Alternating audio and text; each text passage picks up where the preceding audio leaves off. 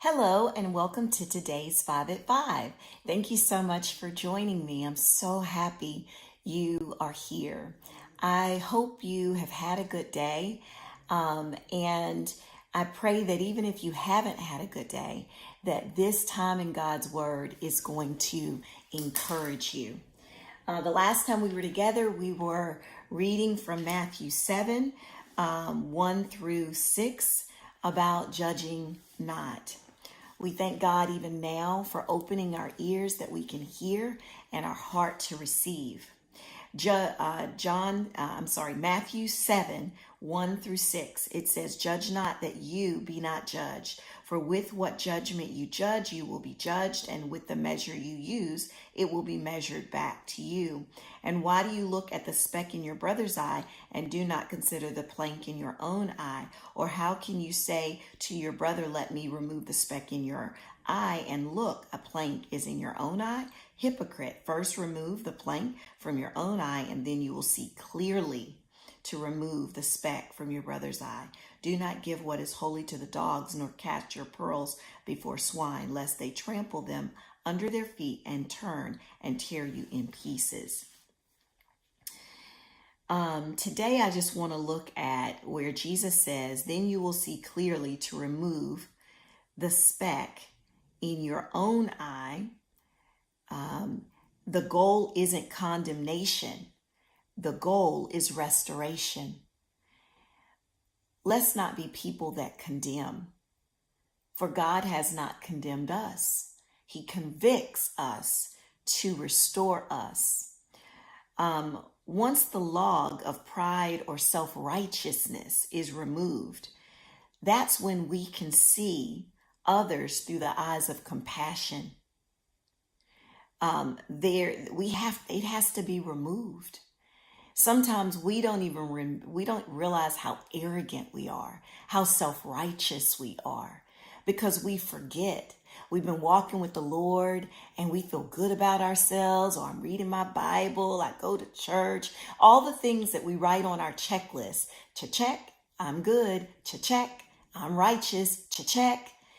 But, this is a matter of the heart. We can outwardly do a lot of righteous things, but what's going on inwardly? Correction that doesn't come from compassion will never bring change. This goes back to what I said the other day. Love opens the door to truth, but oftentimes we want to give people truth without love. We need to consider how we say things. Oftentimes it's all in how we say it. James 5:19 and 20. He who turns a sinner from the error of his ways will save his soul from death. I think these things are so important. What kind of compassion do you offer others? Or is it just, well, you need to do this and you need to get this right. What's wrong with you? And, or looking at them with our nose in the air, our head up, looking down on them. That's not what God has called us to do. That log of pride and self-righteousness has to be removed. We have to ask God, show me me. Every day we need to be asking God, help us to examine our hearts, Lord, because there's stuff that's not okay. And then verse 6, I looked at verse 6. I'm like, Lord, how does that come together? We go from do not judge and to not judge others and all that. Now we go here, do not give what is holy to the dogs, nor cast your pearls before swine, lest they trample them under their feet and turn and tear you in pieces. Here Jesus teaches balance, right? We must not be undiscerning in sharing truth. We need to discern. Some will not value what is holy. The dogs and pigs, that imagery represents those who mock or trample what is sacred. That isn't name calling, it's spiritual caution. Okay? So we are to love everyone, but use discernment about where and when to share deep truth. Again, going back to making sure that that log is out of our eye, we need to be able to see clearly, right?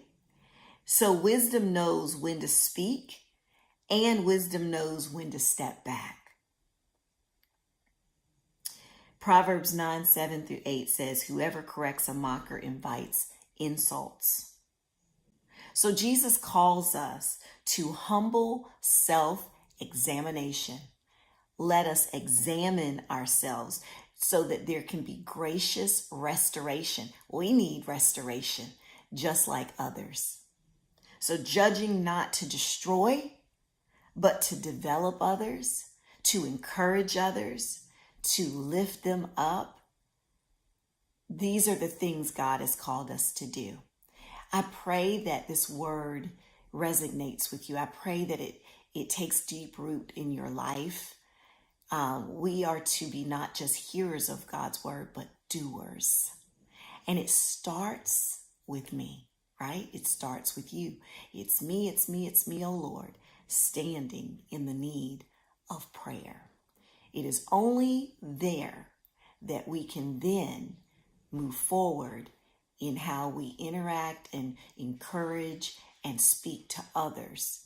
But it starts with us. So let God's word penetrate and change you, and I pray always that it changes me. I look forward to seeing you on the next 5 at 5. Be blessed.